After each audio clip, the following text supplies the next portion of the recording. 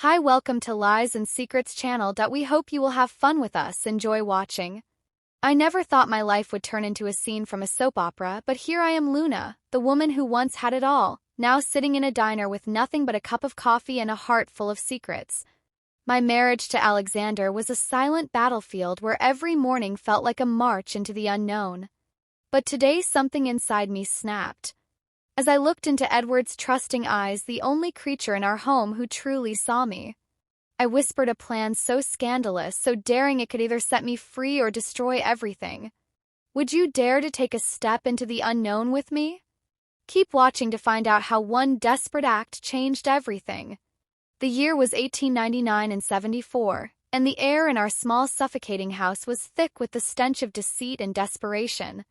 My name is Luna, and every morning I woke up to the same oppressive silence that had become the anthem of my marriage to Alexander.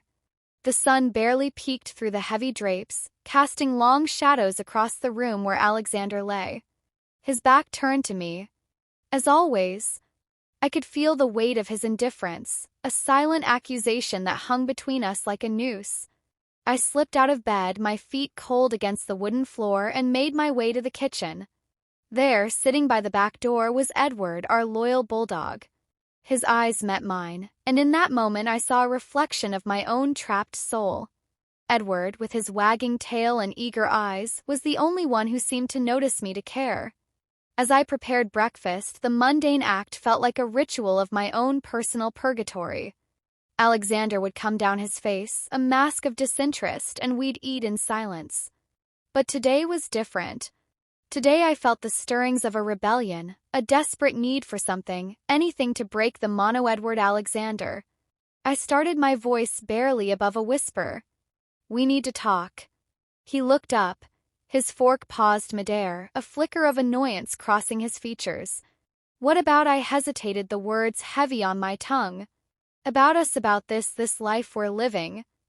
His response was a grunt, dismissive, as he returned to his meal. But I couldn't let it go, not this time, not when every fiber of my being screamed for escape, for change. As Alexander left for work, the door slamming behind him echoed like a gavel in a courtroom, final and condemning. I stood there, the silence now deafening, and turned to Edward. He was watching me, his head tilted in that curious way of his. "Edward," I whispered, kneeling beside him, "you're the only one who listens, aren't you?" His response was a soft nozzle against my hand, and in that touch I felt an odd sense of complicity. Here was my confidant, my silent partner in a plan I hadn't even fully formed yet. The idea was scandalous, unthinkable. Yet it was the only way I could see to break free from the chains of my marriage. The day stretched ahead, and with it the beginning of a secret that would either liberate me or destroy everything I knew. But for now all I had was Edward and the quiet, forbidden promise of something different, something daring. The morning light filtered through the kitchen window, casting a soft glow over the linoleum floor where Edward and I sat. His fur was warm under my touch, a comforting contrast to the cold reality of my life. I stood up, my mind racing with thoughts of escape, of freedom, of a life not dictated by the silent, suffocating presence of Alexander.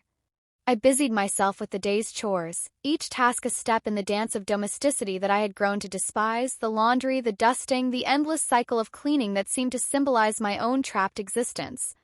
But today each swipe of the cloth, each fold of the laundry, felt like a whisper of rebellion. As I moved through the house, my eyes kept returning to Edward. He followed me, his loyalty unwavering, his presence a silent testament to the bond we shared. It was in these moments, these quiet interactions, that the seeds of my plan began to take root. The phone rang, slicing through the silence like a knife. It was Miss Henderson from next door, her voice a cheerful contrast to the gloom of my morning. "Luna dear, how are you today?" she chirped, oblivious to the storm brewing within me. "Grime managing, Mrs. Henderson," I replied, my voice steady despite the turmoil, just getting through the day. "Oh, that's the spirit, say. Would you and Alexander like to come over for dinner this weekend? I'm making my famous roast." I paused, the invitation hanging in the air like an unwanted guest. "I'll have to check with Alexander," I said. knowing full well he'd decline as he always did. His social engagements were as sparse as our conversations.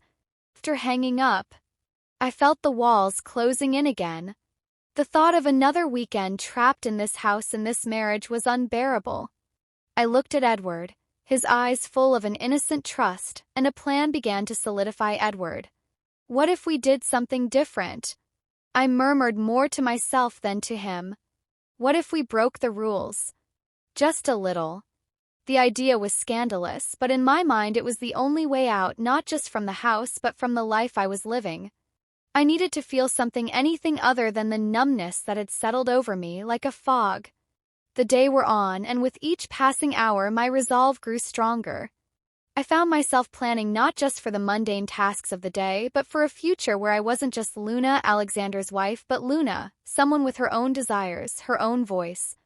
As evening approached, I prepared dinner, the routine so ingrained that my hands moved without thought. Alexander would be home soon, and the thought of facing him with this new daring plan made my heart race.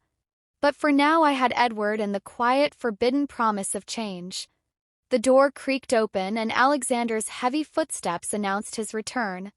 I took a deep breath, steadying myself for the evening ahead, knowing that each moment was a step closer to the edge of a precipice I was ready to leap from. As Alexander entered the kitchen, the air seemed to thicken with tension. His eyes briefly scanned the room before settling on me. His expression unreadable, I could feel the weight of his gaze, a silent challenge to the rebellion brewing within me. Evening, he grunted, dropping his briefcase with a thud that echoed through the quiet house. He didn't look at Edward, who had moved to sit at my feet, his presence a comforting anchor. "Dinner's ready," I said, my voice steady, though my heart was pounding against my ribcage. I served the meal, each plate a barrier between us, a physical manifestation of the emotional distance. Alexander ate mechanically, his attention more on the newspaper than on the food or me. The silence was oppressive, filled with the unspoken words of our failing marriage.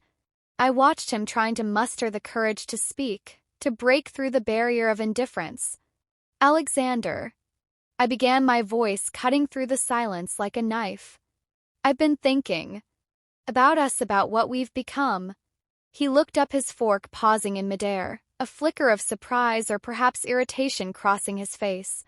"What about us? Luna? What's there to think about?" I took a deep breath, my resolve hardening. "I feel like we're just going through the motions. There's no connection and more. I need more than this." His response was a cold, hard stare. "And what exactly do you want Luna to leave to find someone else?" Question hung in the air, loaded with implications. I felt a surge of defiance. Maybe I do need to find something else. Alexander, something that makes me feel alive. His jaw clenched and he pushed his plate away. "You think you can just walk out after all these years?" I stood up, the chair scraping against the floor. "I'm not talking about walking out. I'm talking about waking up. I'm talking about feeling something again." Alexander's eyes narrowed, his voice low and threatening. "Don't play games, Mary. You know what you're risking." The threat was clear, but so was my resolve. "I'm not playing games, Alexander. I'm serious. I need to feel something, anything other than this." This emptiness. He stood abruptly, his chair falling back with a loud clatter. "You want to feel something, fine, but remember, every action has consequences." As he stormed out of the kitchen, I felt a mix of fear and exhilaration. The door slammed, the sound reverberating through the house. But this time it didn't feel like a condemnation. It felt like a challenge, an invitation to step into the unknown. Turning to Edward, who had watched the entire exchange with his head tilted, I whispered, "Looks like we're in this together now, aren't we?"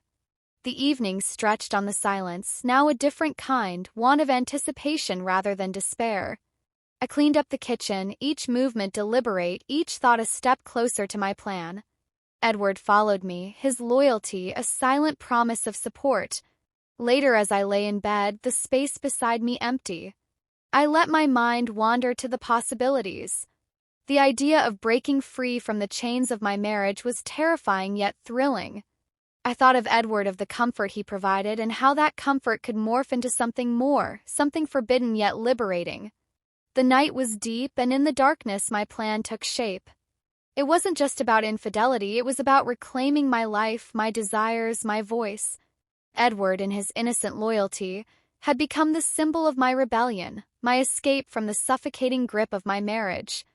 As I drifted towards sleep, I knew the next steps would be fraught with risk.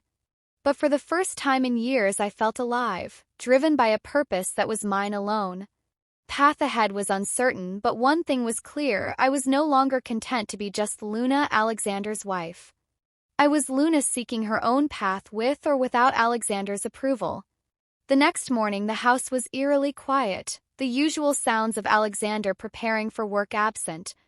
I lay in bed staring at the ceiling, the weight of last night's confrontation still heavy on my C*******T. The silence was a stark reminder of the void between us, a void I was now determined to fill with something, anything that felt real. I got up, my movements slow, deliberate. Kitchen was cold, the warmth of the previous day's rebellion now replaced by a chilling resolve. Edward greeted me with his usual enthusiasm, his tail wagging, oblivious to the storm within me. I fed him, watching as he ate with a hunger that mirrored my own, though mine was for something far less tangible. The phone rang, breaking the silence. It was Mess Henderson again, her voice too cheerful for the morning. "Luna dear, did you talk to Alexander about dinner this weekend?" she asked, her tone hopeful. I hesitated, the life forming easily. "Yes, he's not feeling up to it." "Mrs. Henderson, maybe next time." "Oh, that's a shame." "Well, you're always welcome, dear." I hung up the invitation, feeling like a noose tightening around my neck. The thought of another weekend in this house, with or without Alexander, was suffocating. As I cleaned up, my mind wandered to the plan I had been mulling over. It was risky, scandalous, but the more I thought about it, the more it seemed like the only way to truly break free Edward ever. My shadow followed me around his presence, a comforting reminder of the bond we shared. The day passed in a blur of routine, but my thoughts were far from mundane. I envisioned a life where I wasn't just Alexander's wife, where I could reclaim some semblance of joy, of passion. Edward, in his innocent loyalty, had become the symbol of this new, daring path. By evening, Alexander returned, the atmosphere tense. He didn't speak. His silence allowed accusation. Dinner was a silent affair, the clicking of cutlery the only sound I could feel, his eyes on me heavy with unspoken threats. But my resolve was steeled after dinner as Alexander retreated to his study. I sat in the living room, Edward at my feet. The room was dark save for the dim light from the lamp beside me. I reached down, stroking Edward's fur, feeling the warmth and life beneath my fingers. Edward the first whispered the plan. Now clear in my mind, we're going to do something that might change everything, but it's our secret, okay? His response was a soft whine, his eyes locked on mine, full of trust. In that moment I felt a kinch ***s with him, a shared understanding that what we were about to embark on was both wrong and necessary. The night deepened, and as Alexander's snoring echoed from the bedroom, I made my move with Edward by my side. I walked through the house, each step a declaration of my intent. We went to the back door, the cool night air, a stark contrast to the stifling atmosphere inside. Under the cover of darkness, I led Edward to the small shed at the back of our property, a place Alexander never ventured. Inside I had prepared a space, a secret haven where I could escape, even if just for moments from the life I was trapped in there. In the dim light I sat with Edward, his head in my lap. The act was simple, a caress, a touch, but laden with the weight of my rebellion. It was not just about the physicality. It was about reclaiming my autonomy, my desire, my voice. As I returned to the house, the thrill of what I had done mixed with a surge of guilt and fear, but the seed was planted, the line crossed. I lay in bed, the space beside me cold, and for the first time I felt a flicker of something other than despair. It was the beginning of a new chapter, one where I was not just Luna, Alexander's wife, but Luna, a woman with her own desires, her own secrets. Climax was approaching, and with it the unraveling of everything I knew. But for now, in the quiet of the night, I held on to the forbidden promise of change, with Edward as my silent accomplice. The next morning the house was unusually silent. Alexander had left early, his absence a palpable relief. I moved through the rooms, the weight of my actions from the previous night, heavy on my mind. Edward followed me, his presence a silent testament to our shared secret. As I sipped my coffee, the phone rang again. It was Mrs. Henderson, her voice tinged with concern this time. "Luna dear, I saw Alexander's car leave very early. Everything all right?" I forced a smile into my voice. "Yes, Mrs. Henderson. He had an early meeting, everything's fine, but everything was not fine." Tension in the house was like a living entity coiling around me, waiting for the moment to strike. I knew Alexander would confront me eventually, and I needed to be ready.